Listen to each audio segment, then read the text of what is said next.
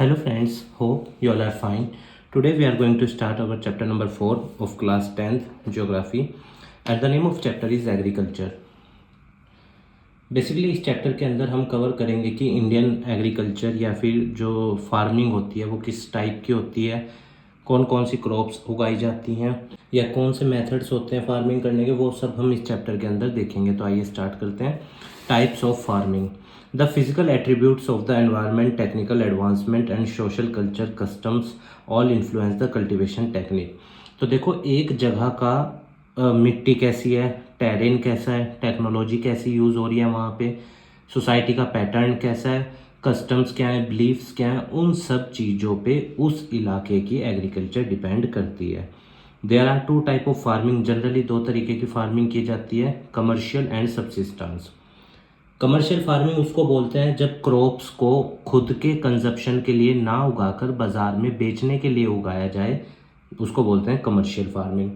Subsistence में क्या होता है, जनरली क्रॉप्स का प्रोडक्शन किसके लिए किया जाता है, सेल्फ कंजप्शन के लिए। The following farming system are used in various part of India. तो these two methods are generally used throughout the territory of our country. Primitive subsistence farming. It is an agriculture of slash and burn. Slash and burn मतलब कि वो खेत में जो पुराल बचती है, पुराल बोलते हैं उसको, फसलें काटने के बाद जो घास फूस बचता है उसको वहीं पे ही जला देना, ठीक है, खेत के अंदर ही। After clearing some ground farmer plant cereal and other food crops. और फिर उसके बाद क्या होता है, फिर उसी फसलों में, उसी ज़मीन पे क्या करा जाता है, फसलों को उगाया जाता है। मेनली प्रिमिटिव सब्सिस्टेंस फार्मिंग में क्या होता था, लोग जनरली खेती अपने लिए करते थे और साथ में पुराने मेथड्स का यूज़ किया जाता था। मॉडर्न मेथड्स इसमें यूज़ नहीं किए जाते थे, ना मॉडर्न टेक्नोलॉजी यूज़ इसमें की जाती थी। The farmers move and prepare a new area of land for cultivation as the fertility of the soil decline. और प्रिमिटिव सब्सिस्टेंस फार्मिंग में ये भी होता था, जैसे ही मिट्टी की फर्टिलिटी घटती थी ना, तो किसान क्या होता था, वो दूसरी तरफ मूव ऑन कर जाता था। इसमें ना एक नुकसान ये था कि देखो, जब दूसरी तरफ मूव ऑन किया जाएगा तो जो वहाँ पे पेड़ है उनको काटा जाएगा, तभी तो आप उस ज़मीन पे अपनी फसलें उगाओगे, और इतना इधर की मिट्टी जो थी वो खाली पड़ी रहती थी। In different section of the nation it goes by different name. तो भारत के अंदर इस तरह की प्रिमिटिव सब्सिस्टेंस फार्मिंग को अलग अलग नामों से जाना जाता है। झूम कल्टीवेशन बेसिकली इसको बोला जाता है नॉर्थ ईस्टर्न स्टेट्स में। हालांकि मैंने अगले पेज में ना नेम्स भी चिपकाए हैं, वो आप ज़रूर देख लेना, कॉम्पिटिशन्स में पूछता है। तो these are the some of the names of the cultivation method, ठीक है, ये कुछ नाम है, ये आप देख लेना अच्छे से, किस राज्य में किस नाम से इसको बोला जाता है। This kind of agriculture has low land productivity. अब देखो, प्रीमिटिव सब्सिस्टेंस फार्मिंग में क्या होता है, जो प्रोडक्टिविटी होती है ना वो कम होती है। क्यों? क्योंकि सारे ट्रेडिशनल मेथड यूज़ करे जा रहे हैं, पहली चीज़। दूसरी चीज़, HYV सीड या मॉडर्न फार्मिंग के मेथड तो यूज़ करे ही नहीं जा रहे हैं, जिसके चलते क्या होगा, प्रोडक्शन कम होगा। This kind of cultivation is monsoon dependent, और इसमें इरिगेशन की कोई सुविधा अवेलेबल नहीं होती, और जनरली जितना भी पानी का ज़रूरत होता है वो सब कहाँ से पूरा किया जाता है, मानसून से, बारिशों से। A small portion of India is home to this type of farming. और इंडिया के अंदर ये कुछ राज्य ऐसे हैं जहाँ पे झूम कल्टीवेशन आज भी होती है। बेसिकली आप ये कह सकते हो उन राज्यों में है जहाँ पे लैक ऑफ इन्वेस्टमेंट है एग्रीकल्चर सेक्टर के अंदर, या प्रॉपर रिसोर्सेज अवेलेबिलिटी नहीं है, मेनली उन राज्यों में आज भी झूम कल्टीवेशन होती है। वो आप ऊपर देख सकते हैं नाम उनमें। Intensive subsistence farming. This kind of farming is done in place where there is a lot of population. अब देखो, जिस इलाके में पॉपुलेशन बहुत ज़्यादा है, ठीक है, और ज़मीन क्या होंगी वहाँ पे कम होगी, तो जनरली क्या होता है, उस इलाके में लोग सब्सिस्टेंस फार्मिंग करते हैं, मतलब सिर्फ अपने लिए उगाते हैं, क्योंकि पहले पॉपुलेशन इतनी ज़्यादा है, ज़मीन कम है, तो अपना ही पूरा हो जाए वही बड़ी बात है, ठीक है। स्ट्रेन ऑन द लैंड ज़मीन के ऊपर क्या होता है, बहुत ज़्यादा दबाव होता है ऐसे इलाकों में। High dosage of biochemical fertilizers डाले जाते हैं ज़मीन के अंदर ताकि ज़्यादा से ज़्यादा प्रोडक्शन हो। And irrigation are employed in the labour intensive agricultural method to increase yield. और जनरली किसका यूज़ किया जाता है, लेबर इंटेंसिव टेक्निक्स का यूज़ किया जाता है, क्योंकि मशीनों की तो ज़रूरत है ही नहीं, क्योंकि क्या है, पॉपुलेशन बहुत ज़्यादा है ना और एरिया कम है, तो मशीनें तो तभी यूज़ होंगी ना जब ज़मीन का एरिया ज़्यादा होगा, और इस इलाके में तो ज़मीन का एरिया कम है, तो इसीलिए क्या होता था, लेबर इंटेंसिव टेक्निक पर बायोकेमिकल फर्टिलाइजर्स का उपयोग ज़्यादा होता था ताकि ज़्यादा से ज़्यादा प्रोडक्शन किया जा सके उस छोटे से टुकड़े से ज़मीन के। अब इसमें नुकसान क्या है, देखो एक बात ध्यान रखना, जितना ज़्यादा बायोकेमिकल फर्टिलाइजर्स खेतों में डाला जाएगा उतनी ही खेतों की फर्टिलिटी डे बाय मतलब कि एज पर सीजन्स क्या होती जाएगी, कम होती चली जाएगी।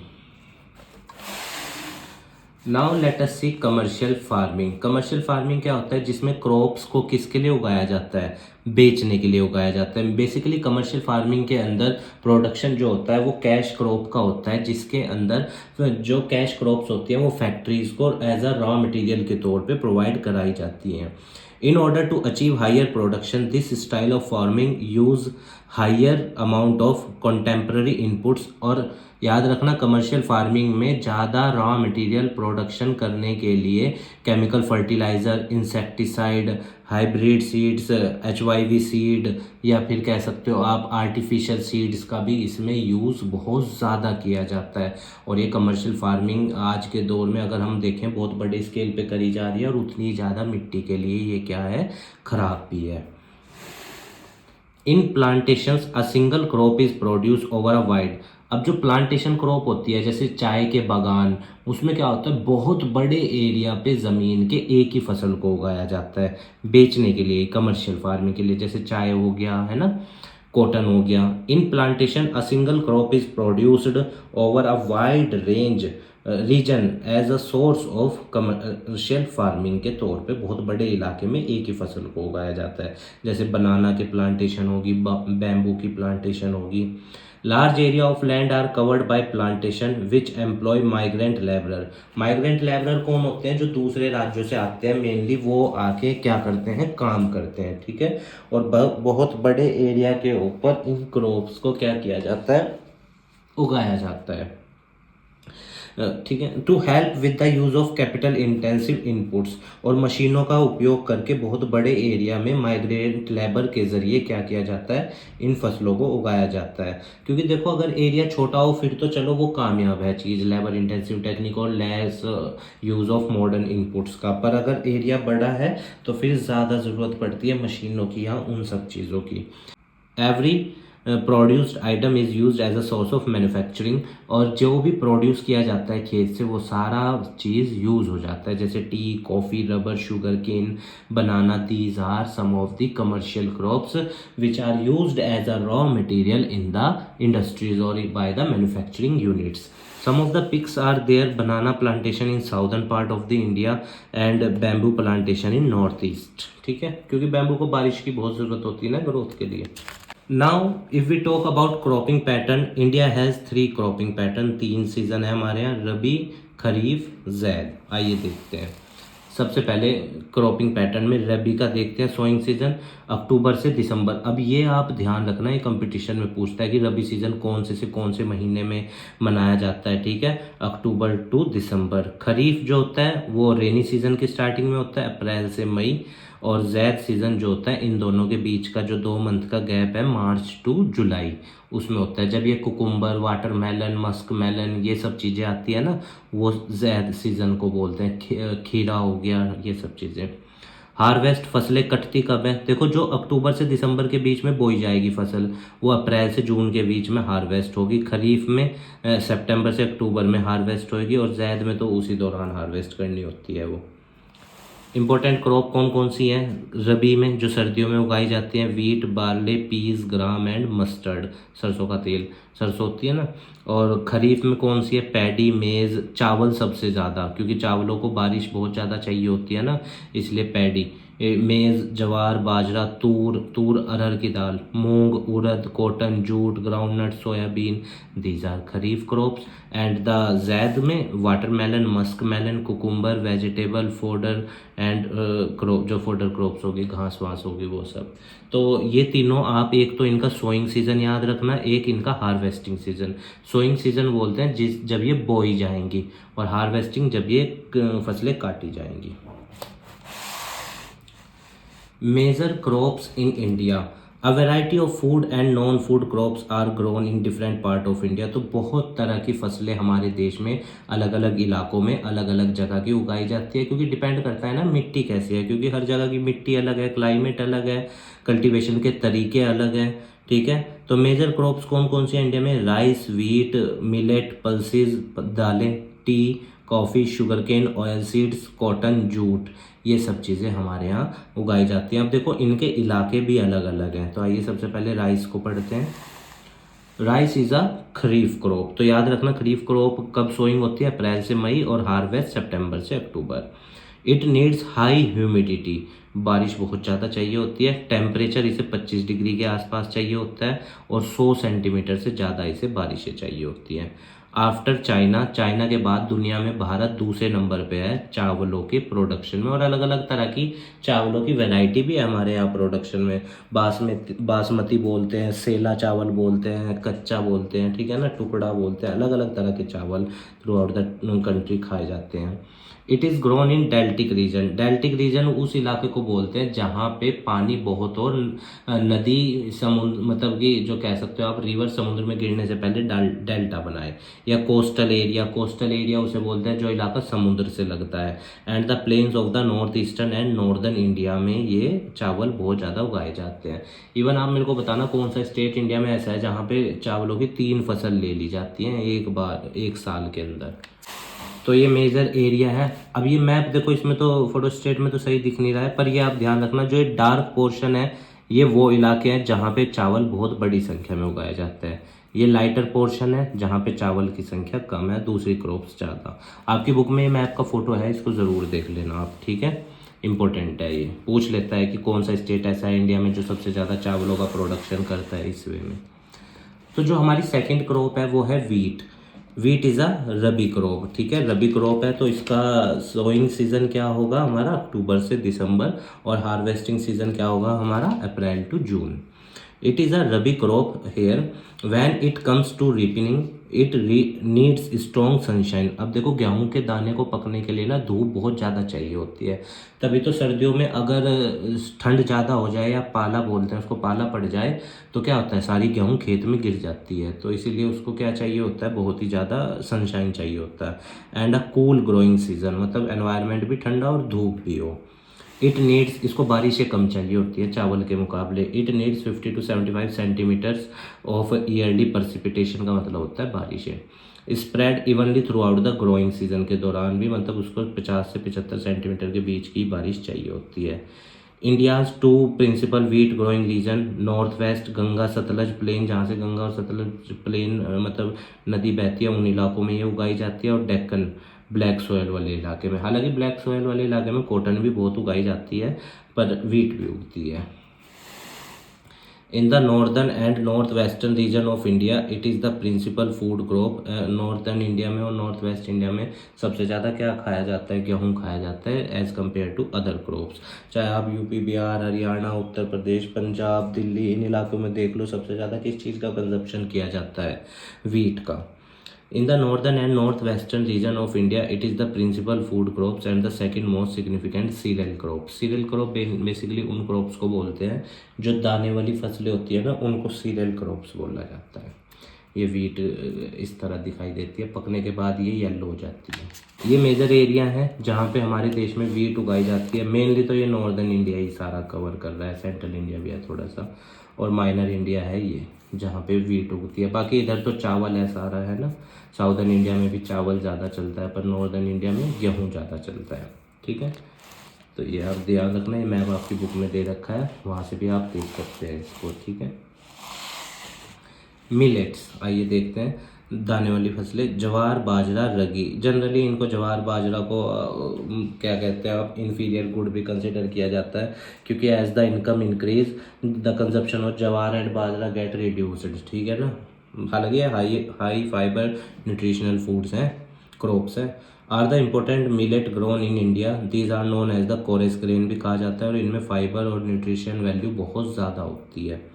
जवार, third most important food crop with respect to area and production. Bharat में राइस व्हीट के बाद ज्वार एक इम्पोर्टेंट फूड क्रॉप है। It is a rain fed crop mostly grown in moist area, और बेसिकली वहाँ पे उगती है जहाँ पे नमी ज़्यादा हो हवा में। Mainly produce in Maharashtra, Karnataka, Andhra और मध्य प्रदेश वाले इलाके में ज्वार सबसे ज़्यादा उगाया जाता है। बाजरा की बात करें, grown well on Sandy soil, मतलब रेतीली मिट्टी पे, या शैलो ब्लैक सॉयल, हल्की ब्लैक सॉयल पे भी ये बढ़िया से उग जाता है। मेनली स्टेट जहाँ पे बाजरा उगता है Rajasthan, UP, Maharashtra, Gujarat and HR for Haryana, ध्यान रखना आप ये। Ragi, it is a crop of dry season, मतलब कि उस इलाके में जहाँ मेनली उगती है जहाँ पे बारिशें कम हो। ग्रो वेल ऑन, मिट्टी कौन कौन सी बढ़िया है इसके लिए, red, black, Sandy, loamy and shallow black soil. State कौन से है जहाँ पे रैगी क्रॉप उगती है, कर्नाटका, तमिलनाडु, हिमाचल प्रदेश, ठीक है, उत्तराखंड, और ये हमारा सिक्किम हो गया, JH झारखंड, और अरुणाचल प्रदेश, ये आप ध्यान रखना। These are the names of the states where ragi crops are mainly grown in our country. Maize, the crop is kharif, ये खरीफ सीजन में उगती है। It flourish in old alluvial, old alluvial, alluvial भी दो तरह की है ना, न्यू एलुवियल और old alluvial, khadar and bhangar, ठीक है, ध्यान रखना। It flourish in old alluvial soil and needs temperature between 21 degree से 27 डिग्री के बीच का इसको वातावरण चाहिए होता है। It serves as sustenance and fodder, इसको मेज़ को किस रूप में भी किया जाता है, चारे के रूप में भी यूज़ किया जाता है, मक्के को, और खाने के रूप में भी यूज़ किया जाता है इसको। Karnataka, MP, UP, Bihar, Andhra Pradesh and Telangana are the some of the state where the maize is produced, ठीक है, मक्का। नाउ पल्सेस, दालें, दालें भी इंडिया के अंदर बहुत बड़े स्केल पे उगाई जाती हैं, और दालें जो है वो मिट्टी के लिए बहुत अच्छी होती हैं क्योंकि वो हवा से नाइट्रोजन को सोख के मिट्टी में ट्रांसफ़र करती हैं, और इनको पानी भी कम चाहिए होता है, और अच्छे रेट भी मिलते हैं दालों के, आप जानते ही हैं। Pulses, the world biggest producer and consumer of the pulses, तो दुनिया में सबसे ज़्यादा पल्सेस उगाई भी हमारे यहाँ ही जाती है और खाई भी हमारे यहाँ ही जाती है। The main source of protein in vegetarian diet, vegetarian diet में जो दालें हैं वो मेन सोर्स हैं प्रोटीन का। प्रोटीन की जो पूर्ति होती है वेजिटेरियन लोग का किससे करते हैं, दालों से। India grow a variety of pulse, हमारे यहाँ बहुत तरह की दालें उगाई जाती हैं, तूर, उड़द, मूंग, मसूर, पीस, ग्राम, ये सब दालें हमारे यहाँ उगाई जाती हैं। The majority of the time pulses are planted in tandem with other crops to replenish soil fertility। जैसे खेत में मान लो पेड़ लगे हुए हैं तो चारों तरफ और कोई फसल है खेत के अंदर, तो उसके साथ दालें भी उगा ली जाती हैं ताकि जो मिट्टी की फर्टिलिटी कही है केमिकल फर्टिलाइज़र डालने से वो रिप्लेनिश हो सके, वो दोबारा आ सके, ठीक है ना, क्योंकि मैंने अभी आपको बताया दालें जो होती हैं वो मिट्टी के लिए अच्छी होती हैं बहुत। वो कौन सी स्टेट है जहाँ पे सबसे ज़्यादा उगाई जाती है, the states of MP, Rajasthan, Maharashtra, UP, Karnataka, these are the major producer of pulses. आप इनके नाम याद रखना, और पल्सेस का क्रॉप ये सीज़न भी याद रखना, ये इंपॉर्टेंट है। अब फूड क्रॉप्स जो अदर देन ग्रेन्स, इनसे अलग उगाई जाती है हमारे यहाँ पे, वो कौन कौन सी हैं, दाने वाली फसलों से अलग हैं जो, जैसे शुगर केन हो गया, वो सब चीज़ें जो होगी ना, जिसमें क्या नाम आप कह सकते हो कि हम उनका कंजप्शन करते हैं, मतलब उनसे दूसरी चीज़ें बनाई जाती हैं। This crop is both tropical and sub tropical in nature, ठीक है। It thrives in hot humid region with annual rainfall between 75 से एंड 100 सेंटीमीटर के बीच में इन क्रॉप्स को चाहिए होता है, और टेम्परेचर 21 डिग्री से लेके 27 डिग्री तक का चाहिए होता है, और ये अलग अलग तरह की सॉइल में अलग अलग तरह से मतलब हार्वेस्ट करी जाती हैं। ह्यूमन वर्क, इंसानों की ज़रूरत इसमें पड़ती है हार्वेस्टिंग में, कटाई में, जैसे गन्ना हो गया, गन्ने की कटाई में इंसानों की ज़रूरत पड़ती है ना, छीलना पड़ता है गन्ना। ओनली आफ्टर ब्राज़ील, ब्राज़ील के बाद दुनिया में India is the world second largest producer of sugar cane, तभी तो उसको शुगर बॉल ऑफ वर्ल्ड किसको कहा जाता है, क्यूबा को, है ना। और हमारे यहाँ इंडिया में सबसे ज़्यादा बढ़िया क्वालिटी का जो गन्ना है वो महाराष्ट्र में होता है, और सबसे ज़्यादा प्रोडक्शन उत्तर प्रदेश में होता है, फैक्ट्री भी सबसे ज़्यादा महाराष्ट्र में ही है। Only after Brazil and India the world second largest producer of sugar cane, ठीक है, ब्राज़ील के बाद इंडिया दूसरे नंबर पे आता है। The primary source of sugar molasses, jaggery, khandsari, इन सब का उपयोग, खंडसरी या खंडसरी भी बोलते हैं इसको, इन सब का प्रोडक्शन किससे किया जाता है? गन्ने से किया जाता है। और इंडिया जो है वो दूसरे नंबर पे आता है इसके प्रोडक्शन में। मेजर स्टेट्स कौन से हैं? UP, Maharashtra, Karnataka, Tamil Nadu, Andhra Pradesh, Telangana, Bihar, Punjab, Haryana are the major state producing of sugar cane. ठीक है, और शुगर केन के शुगर का हम एक्सपोर्ट भी बहुत करते हैं। Now let us C oil seeds. Different oil seeds are grown covering approximately 12% of the total cropped area of India. जितना भी भारत में क्रॉप मतलब प्लांटेशन का एरिया, उसमें से 12% पे क्या किया जाता है? ऑयल सीड्स को उगाया जाता है। ठीक है, मेजर ऑयल सीड्स कौन कौन सी हैं इंडिया के अंदर जो बहुत बड़ी मात्रा में उगाई जाती हैं, जिनसे तेल निकाला जाता है? जैसे groundnut, mustard, sesamum, castor seed, linseed, है ना। और कोकोनट हो गया हमारा, कोकोनट ऑयल भी बहुत चलता है। Soybean, cotton seed, sunflower, these are the major oil seeds in our country which are use to produce oil, and that oil is used in cooking and for some skin purposes or for medicinal purposes too. Tea, let us read about tea. Remember, tea is a commercial crop mainly used in factories or manufacturing units. The British introduced in the significant crop for beverage to India. India के अंदर T किसके द्वारा introduce की गई थी? Britishers के द्वारा as a beverage crop. Beverage crop मतलब जैसे वो कह सकते हो आप चाय के साथ यूज़ की, मतलब कि स्नैक्स के साथ यूज़ किया जाता है शाम को, या क्या इससे मतलब कि पेट नहीं भरा जाता, ये एज अ स्टफ़ कह सकते हो आप, extra stuff. Tropical and sub tropical region with deep fertile well drained soil, जहाँ पे ट्रॉपिकल इलाका और सब ट्रॉपिकल इलाका दोनों में उगती है ये, और फर्टाइल सोयल हो वहीं पे उग सकती है। और जो मिट्टी जहाँ पे मतलब ह्यूमस ज़्यादा हो, ऑर्गेनिक मैटर मिट्टी के अंदर ज़्यादा हो, उस इलाके में ही टी का प्रोडक्शन करा जा सकता है।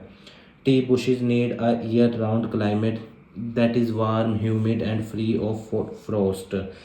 टी के जो पौधे होते हैं, कह सकते हो आप झाड़ियाँ होती हैं, उनको कैसा एनवायरनमेंट चाहिए होता है? वार्म और नमी वाला भी, और मतलब कि कह सकते हो आप एक मेंटेन्ड टेम्परेचर चाहिए थ्रू आउट द ईयर।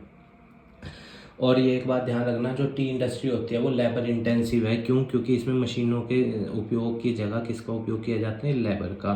और मेनली माइग्रेंट वर्कर इसमें ज़्यादा इन्वॉल्व होते हैं, और वुमेन्स का पार्टिसिपेशन इसमें बहुत ज़्यादा है। आपने वो देखा होगा ना फिल्मों में, टी के पीछे टोकरी सी बांध के उसमें पत्तियाँ सी तोड़ते हैं टी की, वो चीज़। Assam, the highlands of Darjeeling and Jalpaiguri district West Bengal में, तमिलनाडु, केरला, ये कुछ स्टेट हैं जहां इंडिया में टी का प्रोडक्शन बहुत ज़्यादा किया जाता है। Now let us see coffee. Yemen coffee is highly, अब ये ध्यान रखना येमेन कॉफ़ी का, येमेन का नाम। Yemen coffee is highly sought after coffee varietal worldwide with production located in India. India के अंदर इसका प्रोडक्शन होता है। इट इज़ कॉफ़ी के लिए बेसिकली कर्नाटका फेमस है। It cultivates on cultivation is limited to the Nilgiri region में, mainly ये ज़्यादा होता है भारत के अंदर जो नीलगिरी हिल्स हैं वहाँ पे ये ज़्यादा होता है। Karnataka, Kerala, Tamil Nadu, these are the some of the states where coffee is produced on the large scale. Baba Budan है, जिसे आप ध्यान रखना, ठीक है। और आप मेरे को सबसे बेस्ट क्वालिटी की कॉफ़ी का नाम बताना कमेंट बॉक्स में, ठीक है, उसको क्या बोलते हैं। हॉर्टिकल्चर क्रॉप, आइए देखते हैं हॉर्टिकल्चर क्रॉप में क्या आ जाता है। मेनली वेजिटेबल्स को कवर करा जाता है इसके अंदर। India is the producer of tropical as well as temperate fruits. Major crops produce are pea, cauliflower, onion, cabbage, tomato, brinjal, potatoes. These are the horticulture crops. Some of the famous horticulture crops are grown in India, जैसे mango Maharashtra में, आंध्र प्रदेश में, Telangana, UP और West Bengal में। Orange कहाँ पे होता है? नागपुर, चिरापुंजी, मेघालय, ठीक है। बनाना केरला में, मिजोरम, महाराष्ट्र एंड तमिलनाडु में। These are some of the horticulture crops which are produce in the different segments of our country. अच्छा, इनकी क्वालिटी भी अलग अलग होती है, जैसे litchi and guava UP and Bihar में, पाइनएप्पल्स मेघालय में, ग्रेप्स आंध्र प्रदेश, तेलंगाना, महाराष्ट्र में, apples, pear, apricots and walnuts होते हैं जम्मू कश्मीर और हिमाचल में। ठंडे इलाकों में होते हैं बेसिकली ये। एप्पल हो गया, अखरोट हो गए। अब और भी एग्रीकल्चर करा जाता है हमारे यहाँ जो नॉन फूड क्रॉप्स हैं, जैसे रबर उगाई जाती है, फाइबर उगाए जाते हैं, कॉटन, जूट, वो सब। आइए देखते हैं। It is an equatorial crop. Equatorial crop मतलब कि उस इलाके में उगती है जो नियर टू द इक्वेटर होता है, इंडिया से भी पास होता है ना equator. It required a moist and humid climate. इसको ठंडा चाहिए होता है, 200 सेंटीमीटर के आसपास बारिशें और 25 डिग्री से ऊपर का टेम्परेचर। इंडस्ट्रियल रॉ मटेरियल है रबर, आप जानते हो है ना, रबर तो आपको पता ही होगा, बेसिकली बहुत सारी चीज़ों में यूज़ होता है। Mainly grown in Kerala, Tamil Nadu, Karnataka, Andaman Nicobar islands and Garo hills of Meghalaya. इन इलाकों में हमारे यहाँ पे रबर का प्रोडक्शन बहुत ही ज़्यादा बड़े स्केल पे किया जाता है। Now let us see fibre. Fibre में क्या क्या आ जाता है? Jute, cotton, hemp, natural silk, ये सब मेजर क्रॉप्स हैं फाइबर की, चार। कॉटन, जूट एंड हेम्प जो है वो मिट्टी में होती हैं, पर सिल्क आप जानते हो सिल्क रेशम के कीड़े से होता है, कुकून से बोलते हैं, जो ग्रीन लीफ के ऊपर उसको मतलब छोड़ा जाता है। Rearing of silk worm for the production of silk fibre is known as sericulture. और जब सिल्क के कीड़ों को पाला जाए सिल्क के लिए, उसको क्या बोलते हैं? सेरीकल्चर बोलते हैं। Now let us see cotton. It is a kharif crop. Cotton is a kharif crop. It require high temperature, light rainfall. Temperature इसे ज़्यादा चाहिए होता है, बारिशें कम, ठीक है। फ्रोस्ट फ्री डेज एंड 210 दिन के आसपास इसे लगते हैं, और सनशाइन बहुत ज़्यादा चाहिए होती है इसको। Cotton grows in the black soil. ये बहुत बार पूछा जाता है कि कॉटन के लिए सबसे अच्छी मिट्टी कौन सी है, तो ब्लैक सॉयल ध्यान रखना। मेजर कॉटन प्रोड्यूसिंग स्टेट कौन सा है? महाराष्ट्र, गुजरात, एमपी, कर्नाटका, आंध्र प्रदेश। मेनली वो सारा इलाका जो डेक्कन प्लेट्यू में आता है, क्योंकि ब्लैक सॉयल वहीं पे है ना। तो तमिलनाडु, पंजाब में भी होती है, हरियाणा में भी, यूपी में भी, पर मेनली ब्लैक सॉयल के में ही कॉटन का प्रोडक्शन बहुत ज़्यादा होता है। Jute. Jute it is a golden fibre. अब देखो, जूट का प्रोडक्शन इंडिया में बहुत ज़्यादा होता था, पर आफ्टर द इंडिपेंडेंस, इंडिपेंडेंस के बाद जो हमारी जूट वाली सारी ज़मीन थी ना, वो कहाँ चली गई थी? ईस्ट पाकिस्तान के पास, जिसे आज हम बांग्लादेश कहते हैं, जिसके चलते फिर क्या हुआ था, रॉ मटेरियल की बहुत ही ज़्यादा शॉर्टेज होने लगी। तो it grows well on well drained fertile soil in the flood plains. A high temperature is required for its growth. और टेम्परेचर इसको बहुत ज़्यादा चाहिए होता है ग्रोथ करने के लिए। It is use in making bags, बनते हैं mat, rope, yarn, carpet and artefacts, मतलब सजाने की चीज़ें जूट से बनाई जाती है। थोड़ा सा एक्सपेंसिव होता है, पर अच्छा फाइबर है, सस्टेनेबल डेवलपमेंट के उससे भी अच्छा है, नेचर के उससे भी अच्छा है। Major jute producing states are West Bengal, Bihar, Assam, Odisha and Meghalaya. Mainly वही पट्टी है, सारा ईस्टर्न इंडिया कह सकते हो आप। पर जब से वो ईस्ट पाकिस्तान निकला था हमारे यहाँ से, तो सारी ज़मीनें बेसिकली जूट प्रोड्यूसिंग की कहाँ चली गई थी? वेस्ट बंगाल वाले इलाके में, उसमें सॉरी ईस्ट पाकिस्तान में, क्योंकि बंगाल से ही तो निकला था वो, ईस्ट बंगाल ही तो था। Technological and institutional reform. More than 60% of the population depends on agriculture. आज भी हमारी पॉपुलेशन 60% से ज़्यादा किस पे डिपेंड है? एग्रीकल्चर पे, फॉर देयर लिविंग, रोजी रोटी के लिए। सो significant institutional and technical change. तो गवर्नमेंट को क्या चाहिए? टेक्नोलॉजिकल चेंज की भी ज़रूरत है इसमें, और नियम कानूनों की भी चेंज की ज़रूरत है, ताकि क्या किया जा सके, उन 60% पॉपुलेशन का स्टैंडर्ड ऑफ लिविंग बढ़ाया जा सके। In this area, among the reform, people started to enhance agriculture, where the white revolution and the green revolution, जैसे वाइट रिवोल्यूशन तो मिल्क से था, फिर वो एनिमल का प्रोडक्शन वो सब, और green revolution HYVC 1966-67, MS Swaminathan. Some initiative जो गवर्नमेंट ने किए, जैसे programme launched by the government including personal accident insurance and the kisan credit card, और प्रधानमंत्री किसान सम्मान निधि योजना, या फिर फसल बीमा योजना, ये सब है ना, हम पॉलिसीज गवर्नमेंट के द्वारा चलाई गई हैं ताकि एग्रीकल्चर को प्रमोट किया जा सके। इफ़को संस्था भी है, जिसमें सब्सिडाइज रेट पे किसानों को क्या किया जाता है? फर्टिलाइजर्स प्रोवाइड कराए जाते हैं। इवन किसान चैनल भी चलाया गया गवर्नमेंट के द्वारा। There were created special weather briefing, TV radios पे चलती रहती है, डीडी किसान चैनल, वो सब चीज़ें मिट्टी के बारे में बताते हैं उसमें। और इवन अब तो ई मंडी पोर्टल भी चला है, जिसमें किसान ऑनलाइन रेट चेक कर सकता है किस मंडी में सबसे ज़्यादा है, फिर अपनी फसलों को वहाँ पे जाके बेच सकता है। The government additionally declare the procurement price. Procurement price क्या होता है? जिस रेट पे फसलों को मार्केट के अंदर बेचा जाएगा, उसको बोलते हैं प्रिक्योरमेंट प्राइस। एमएसपी भी तय करती है। Remunerative minimum support price, MSP होता है कि एमएसपी बेसिकली क्या होता है, जैसे मान लो कोई फसल है, उसका रेट सरकार ने तय कर दिया 2,000 रुपये कुंटल, तो अब किसान के पास चॉइस है, अगर 2,000 रुपये से ज़्यादा की बिक रही है बाज़ार में तो वहाँ बेच ले, और अगर बाज़ार में मान लो रेट 1,700 चल रहा है तो 2,000 की गवर्नमेंट को बेच ले। इसको बोलते हैं एमएसपी। ये बेसिकली इसलिए किया जाता है ताकि जो मिडिल मैन है या जो स्पेकुलेटिव हैं, जो स्टॉक लगा लेते हैं और सप्लाई की शॉर्टेज करके फिर ज़्यादा रेट पे बेचते हैं, उनको आउट करा जा सके और डायरेक्ट किसान किससे संपर्क कर ले, गवर्नमेंट से, और अपने प्रोडक्ट्स को बेचे। Contribution of agriculture to the national economy, it is continuously decreasing. If I talk about 1991 के जो न्यू इकोनॉमिक रिफॉर्म्स आए थे, उसके बाद से ही इंडियन गवर्नमेंट ने एग्रीकल्चर को कम्प्लीटली क्या किया गया है, नेग्लिजेंट किया गया है। इवन 12 5 ईयर प्लान चलाए गए पहले को छोड़ के, 1951 से 56 में जो पहला 5 ईयर प्लान था, उसके अलावा कोई सा भी 5 ईयर प्लान पूरी तरीके से इसको डेडिकेट नहीं किया गया।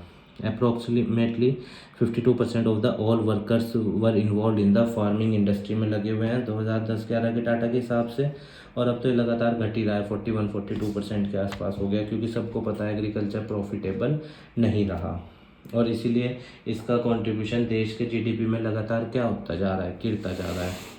The government has implemented several initiative to improve Indian agriculture. Government ने बहुत ज़्यादा कोशिश की और बहुत सारी पॉलिसीज़ भी चलाई इंडियन एग्रीकल्चर को सुधारने के लिए, जैसे the Indian council of agriculture research बनाया, एग्रीकल्चर यूनिवर्सिटीज़ हैं, वर्टिनरी सर्विसेज हैं जहाँ पे जानवरों का देख रेख की जाती है, एनिमल ब्रीडिंग सेंटर्स बनाए गए गवर्नमेंट के द्वारा, हॉर्टिकल्चर डेवलपमेंट, रिसर्च डेवलपमेंट, या फिर वो डीडी किसान, ई मंडी पोर्टल, वेदर फोरकास्टिंग करी जाती है। गवर्नमेंट के तो एफर्ट्स हैं, पर बेसिकली मेन ज़रूरत क्या है कि जो इंडिया के अंदर बाज़ारों में ब्लैक मार्केटिंग है, या वो जो सप्लाई और डिमांड वाले फैक्टर में सप्लाई को शॉर्ट कर दिया जाता है स्टॉक्स लगा के, वो सब चीज़ें रोकने की ज़रूरत है, जिसके चलते क्या होता है। अच्छा, फिर दूसरी प्रॉब्लम ये भी है कि मेनली इंडिया का जो फार्मर है उसको मार्केट की इतनी अच्छी नॉलेज नहीं हो पाती, जिसके चलते फिर जो मिडिल मैन है वो उसका एक्सप्लॉयटेशन ज़्यादा कर लेते हैं।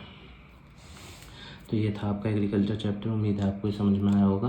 अगर आपकी कोई क्वेरी है इस चैप्टर से रिलेटेड, आप हमें कमेंट बॉक्स में बताना, हम उसका आंसर देने की पूर्ण रूप से कोशिश करेंगे। आइए एक बार क्वेश्चन आंसर्स भी देख लेते हैं इस चैप्टर के। तो these are the question answers which you have to try. If you didn't understand any question you may ask to me in the comment box. ठीक है, इन क्वेश्चन को आप ट्राई कीजिएगा, आपकी बुक में दे रखे हैं।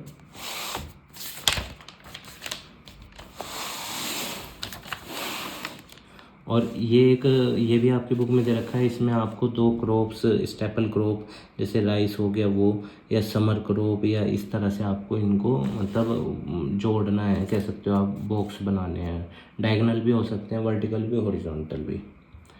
ठीक है स्टूडेंट्स, तो आप अच्छे से पढ़ाई कीजिएगा, स्वस्थ रहिएगा, खूब मेहनत कीजिएगा, यही हमारी मनोकामना है। देश को अच्छा बनाइए, समाज को अच्छा बनाइए, अपना अस्तित्व इस समाज में स्थापित कीजिएगा, बहुत मेहनत कीजिएगा। और अगर कोई टॉपिक समझ में नहीं आया तो आप हमें कमेंट बॉक्स में बता देना, हम उसका आंसर देने की पूर्ण रूप से कोशिश करेंगे। धन्यवाद स्टूडेंट्स।